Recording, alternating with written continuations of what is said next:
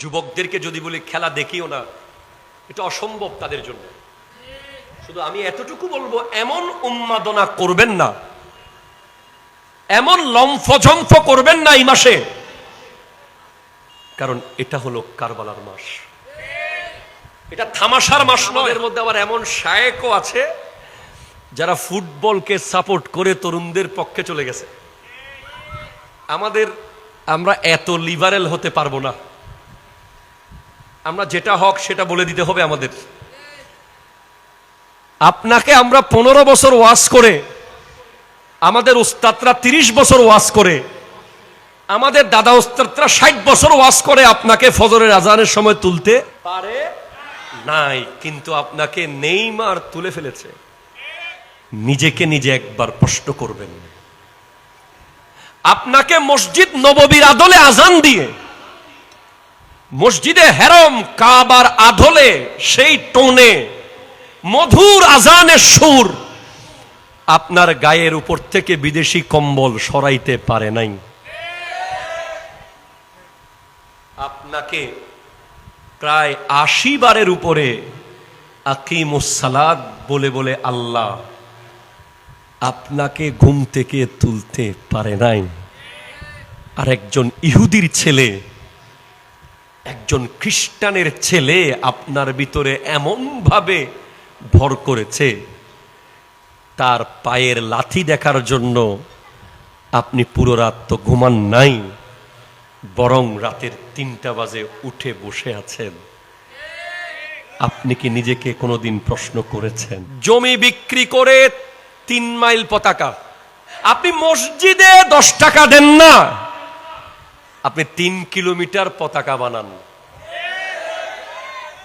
আপনার জন্য ওরসের বিরিয়ানি বেদাত, কিন্তু ফুটবলের বিরিয়ানি জায়েজ। ঠিক কিনা? কথা জোরে বলেন। আপনার খতিব যদি মসজিদে 10 মিনিট বেশি ওয়াজ করে, আপনি ঘড়ির কাঁটাকে মনে হয় এখন ভেঙে ফেলবেন, এমন চোখ লাল করে তাকান, অথচ আপনি 90 মিনিট খেলা দেখার পর আরো 30 মিনিট, আরো 15 মিনিট প্রস্রাব পায়খানা বন্ধ করে যখন দাঁড়িয়ে থাকেন, তখন বিবেককে প্রশ্ন করতে হয়, আপনি কি মুসলমান নাকি ইহুদি? যুবকদেরকে যদি বলি খেলা দেখিও না, এটা অসম্ভব তাদের জন্য। শুধু আমি এতটুকু বলবো, এমন উন্মাদনা করবেন না, এমন লম্ফঝম্ফ করবেন না এই মাসে, কারণ এটা হলো কারবালার মাস, এটা থামাশার মাস নয়। হ্যাঁ, আবার আমরা এত বেশি ব্যতীত হব না যে ছুরি নিয়ে গায়ের উপরে মেরে মেরে হাই হুসাইন করব, এটাও আমরা করব না।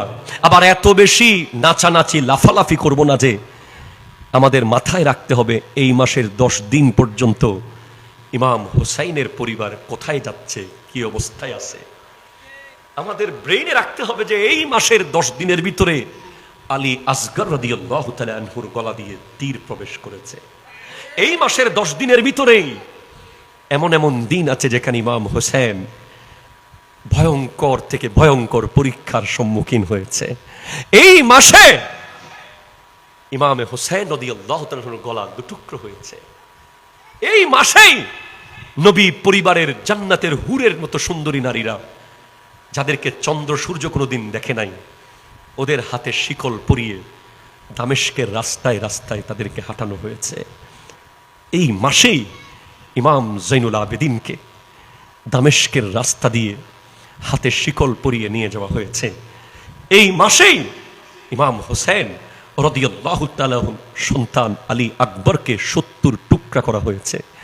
এই মাসেই ওনার বাতিজা কাসেম ইবনে হাসানকে টুকরো টুকরো করে ফেলা হয়েছে। এই মাসেই কারবালা হয়েছে।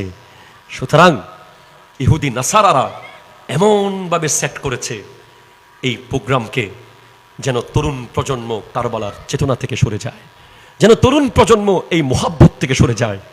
আজকে আপনি দেখবেন বাংলাদেশে এমন এমন যুবককে আপনারা পাবেন যারা জানেই না কারবালা কি, যারা জানে না মুহররম মাসের গুরুত্ব কি, যারা জানে না তাদের ইসলাম দাঁড়িয়ে আছে হুসাইনের রক্তের উপরে, তারা জানে না কোটি কোটি মিলিয়ন মিলিয়ন টনে টনে রক্ত জমিনে দেওয়ার পর আজ মুসলমান দাবি করার সুযোগ হয়েছে। সুতরাং আপনারা বড় সতর্ক থাকবেন, তরুণ প্রজন্ম। ইহুদি নাসারার এ ভয়ঙ্কর খপ্পর থেকে বেঁচে থাকবেন, তাদের ভয়ঙ্কর আগ্রাসন থেকে বেঁচে থাকবেন।